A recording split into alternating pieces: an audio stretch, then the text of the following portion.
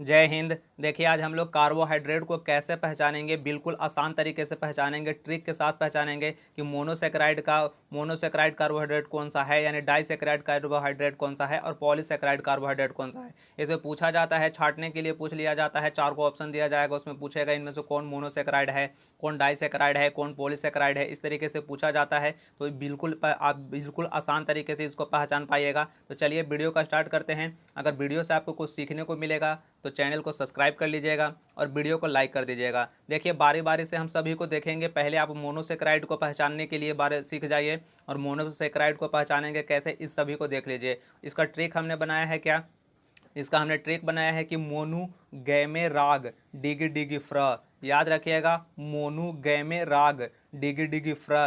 पहले तो इसको याद रखिएगा, पहले ट्रिक क्या है कि मोनू गैमे राग डिगी डिगी फ्र। मोनू से क्या हो गया, मोनोसेक्राइड हो गया। और गै से याद रखिएगा ग्लैक्टोज को, और मै से याद रखिएगा मैनोज को, और रा से याद रखिएगा राइबोज को, और ग से याद रखिएगा ग्लूकोज को, और डी से याद रखिएगा डी ऑक्सी राइबोज को, और घी से याद रखिएगा ग्लिसरॉल्डिहाइड को, और फ्र से याद रखिएगा क्या, फ्रक्टोज को। ठीक है, तो ट्रिक क्या है, मोनोसेक्राइड का अगर उदाहरण पूछा जाएगा तो इन्हीं सब में से कोई ना कोई आपको एग्जाम्पल देखने को मिल जाएगा। ठीक है, तो इसको याद रखिएगा कि ट्रिक क्या है मोनोसेक्राइड के लिए क्या है, तो इसको एक साथ में याद रखिएगा कि मोनू गैमे राग डिगी डिगी फ्र। मोनू से याद रखिएगा मोनोसेक्राइड हो जाएगा।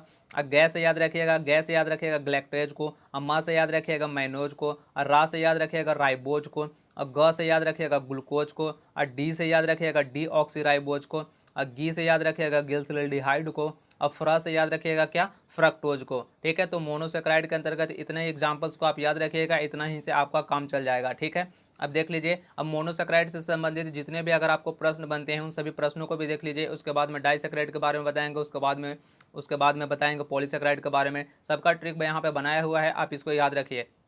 देखिए सवाल पूछा जाता है कि मस्तिष्क और तंत्रिका ऊतक में पाया जाता है तो कौन सा पाया जाता है, ग्लैक्टोज पाया जाता है। यह सवाल पूछा जाता है कि मस्तिष्क और तंत्रिका ऊतक में पाए जाते हैं तो ग्लैक्टोज पाया जाता है, और ग्लैक्टोज को ही ब्रेन शर्करा भी कहा जाता है, इसे भी याद रखिएगा। सवाल डायरेक्ट पूछा जाएगा कि ब्रेन शर्करा किसे कहते हैं, तो ग्लैक्टोज को कहा जाता है। ठीक है, आगे देखिए, कार्बोहाइड्रेट के लिए अनिवार्य तत्व कौन होते हैं। कार्बोहाइड्रेट के लिए अनिवार्य तत्व कौन है, तो कार्बन होता है, हाइड्रोजन होता है और ऑक्सीजन होता है। अगर अनुपात पूछेगा कि किस अनुपात में होते हैं, तो 1:2:1 के अनुपात में होता है। ठीक है, कार्बन 1 के अनुपात में होगा, हाइड्रोजन 2 के अनुपात में होगा, ऑक्सीजन 1 के अनुपात में होगा। तो 1:2:1 के अनुपात में होगा, तो इसको याद रखिएगा। कार्बोहाइड्रेट के लिए अनिवार्य तत्व कौन कौन है, कार्बन होगा, हाइड्रोजन होगा, ऑक्सीजन होगा, 1:2:1 के अनुपात में होगा। ठीक है, अगला देखिए, अगला है कि ग्लूकोज ग्लूकोज रक्त, मक्का एवं अंगूर में अधिक मात्रा में पाया जाता है। ठीक है, इसको याद रखिएगा, ग्लूकोज है जो रक्त एवं मक्का और अंगूर में अधिक मात्रा में पाया जाता है, इसलिए इसको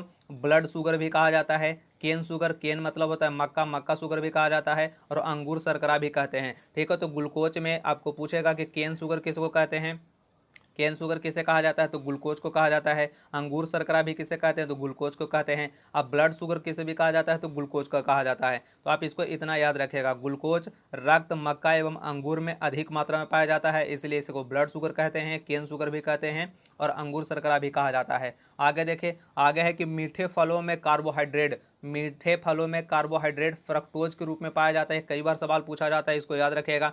मीठे फलों में कार्बोहाइड्रेट फ्रक्टोज के रूप में होता है। ठीक है, अब फ्रक्टोज का सबसे मीठा प्राकृतिक शर्करा फ्रूट शुगर, हनी शुगर भी कहते हैं। फ्रक्टोज को सबसे प्राकृतिक शर्करा भी कहा जाता है, फ्रूट शुगर भी कहते हैं, फ्रूट शुगर भी कहते हैं, क्योंकि फलों में कार्बोहाइड्रेट के रूप में यही फ्रक्टोज ही रहता है। और हनी शुगर यानी कि मध में भी जो पाया जाता है कार्बोहाइड्रेट, वो फ्रक्टोज के रूप में ही रहता है। ठीक है, तो हनी शुगर भी इसको याद रखेगा। मध जो हनी मतलब मध में भी जो पाया जाता है कार्बोहाइड्रेट, वो फ्रक्टोज के रूप में ही रहता है, इसको हनी शुगर भी कहते हैं। और सीमेन यानी बियर में कौन सा पाया जाता है, तो इसमें भी फ्रक्टोज पाया जाता है। ठीक है, और सबसे कम मीठा प्राकृतिक कार्बोहाइड्रेट कौन सा है, तो लैक्टोज है। सबसे कम मीठा प्राकृतिक कार्बोहाइड्रेट कौन सा है, तो लैक्टोज है, जो दूध में पाया जाता है। ठीक है, आगे देखिए ये डाइसेकेराइड का उदाहरण है। डाइसेकेराइड का उदाहरण याद रखिएगा, इसका ट्रिक हमने बनाया है कि सुमाले टहल लो। डाइसेकेराइड का ट्रिक है कि सुमाले टहल लो। सू से याद रखिएगा क्या, कि सुक्रोज है। अब माँ से याद रखिएगा क्या, कि माल्टोज है। और ले से याद रखिएगा कि लैक्टोज है। और टहल से याद रखिएगा ट्रहेलोज। ठीक है, तो टहल से याद रखिएगा क्या, ट्रहेलोज। ठीक है, तो इसको याद रखिएगा। जो जो पक्षी होता है, जो उड़ने के लिए कार्बोहाइड्रेट का प्रयोग करता है उसके रूप में टरहलोज ही होता है। ठीक है, तो इसको भी याद रखिएगा। तो डाइसेकेराइड का उदाहरण क्या होगा? सुमाले टहललो। सू से याद रखना है सुक्रोज को, और मा से याद रखना है माल्टोज को, अल्लाह से याद रखना है लैक्टोज को, और टहल से याद रखना है ट्रहलोज को। ठीक है, अब इससे देख लीजिए सवाल जो बनते हैं उसको याद रखिए। तो पौधों में शर्करा का संवहन किस रूप में होता है? तो सुक्रोज के रूप में, याद रखिएगा। पौधों में शर्करा का संवहन किस रूप में होता है? तो सुक्रोज के रूप में। पौधों में शर्करा का संवहन किस रूप में होता है? तो सुक्रोज के रूप में। तो अंकुरित बीज में कौन सा शर्करा पाया जाता है? तो माल्टोज पाया जाता है।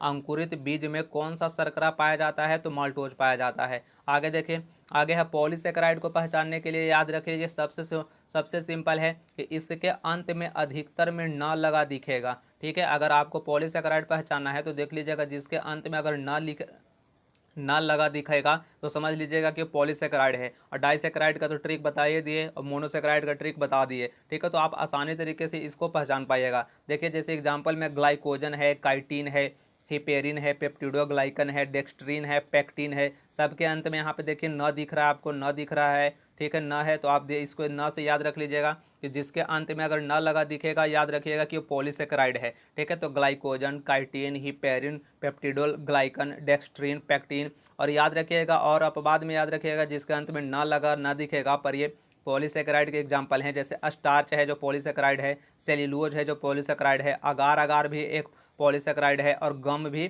पॉलीसेकेराइड है। तो इसको भी याद रखिएगा, स्टार्च, सेल्यूलोज, अगार अगार और गम, ये सभी पॉलीसेकेराइड के एग्जाम्पल्स हैं। तो इस सभी को आप याद रखिएगा। आगे देख लीजिए, आगे क्या है कि पृथ्वी पर सबसे ज़्यादा कार्बनिक पदार्थ कौन पाया जाता है? तो सेल्यूलोज पाया जाता है। पृथ्वी पर सबसे ज़्यादा कार्बनिक पदार्थ कौन पाया जाता है? तो सेल्यूलोज पाया जाता है। और सेल्यूलोज है जो ग्लूकोज से मिलकर बना होता है, ये भी पूछा जाएगा। ठीक है, इसको भी याद रखिएगा कि सेल्यूलोज ग्लूकोज से मिलकर बना होता है। और पौधों में कार्बोहाइड्रेट किस रूप में संचित रहता है? तो स्टार्च के रूप में रहता है। ठीक है, पौधों में कार्बोहाइड्रेट किस रूप में संचित रहता है? तो स्टार्च के रूप में रहता है। ठीक है, और एनिमल स्टार्च किसको कहते हैं? एनिमल स्टार्च किसको कहते हैं? तो ग्लाइकोजन को कहा जाता है। इसको याद रखिएगा। एनिमल स्टार्च डायरेक्ट पूछा जाएगा कि एनिमल स्टार्च किसे कहा जाता है?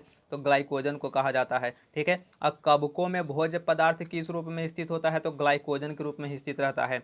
तो कवकों में भोज्य पदार्थ किस रूप में स्थित रहता है? तो ग्लाइकोजन के रूप में ही रहता है। और एनिमल स्टार्च भी किसको कहते हैं? ग्लाइकोजन को ही कहते हैं। और पौधों में कार्बोहाइड्रेट किस रूप में संचित रहता है? तो स्टार्च के रूप में रहता है। इसको याद रखिए। आगे देखिए, आगे है कि ग्लूकोज और फ्रक्टोज जब मिलेगा तो ये सुक्रोज बनेगा। ठीक है, ग्लूकोज और फ्रक्टोज मिलेगा तो सुक्रोज बनेगा, और ग्लूकोज और ग्लैक्टोज बनेगा तो लैक्टोज बनेगा, और ग्लूकोज जब मिलेगा तो माल्टोज बनेगा। ठीक है, तो इसको याद रखिएगा, जब ग्लूकोज और फ्रक्टोज मिलेगा तो सुक्रोज बनेगा, और ग्लूकोज और ग्लैक्टोज जब मिलेगा तो लैक्टोज बनेगा, और ग्लूकोज जब मिलेगा आपस में तो ये माल्टोज बनेगा। ठीक है, तो आप इसको याद रखिएगा। ठीक है, अब देखिए, रासायनिक रूप से सभी कार्बोहाइड्रेट होते हैं तो एल्डोज एवं कीटोज होते हैं।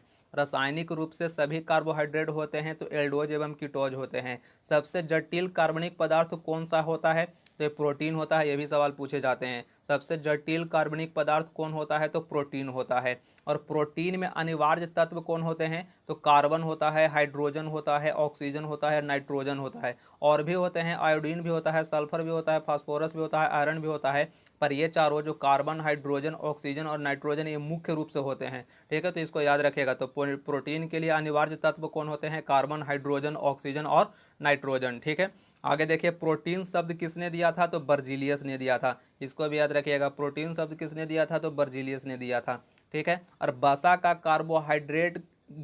कार्बोहाइड्रेट में रूपांतरण को क्या कहा जाता है? इसको भी याद रखिएगा। तो इसको कहा जाता है ग्लाइऑक्सीलेट चक्र कहते हैं। ठीक है, तो इसको भी याद रखिएगा, ग्लाइऑक्सीलेट चक्र कहा जाता है। वसा का कार्बोहाइड्रेट में रूपांतरण कहा जाता है, ग्लाइऑक्सीलेट चक्र कहा जाता है। ठीक है।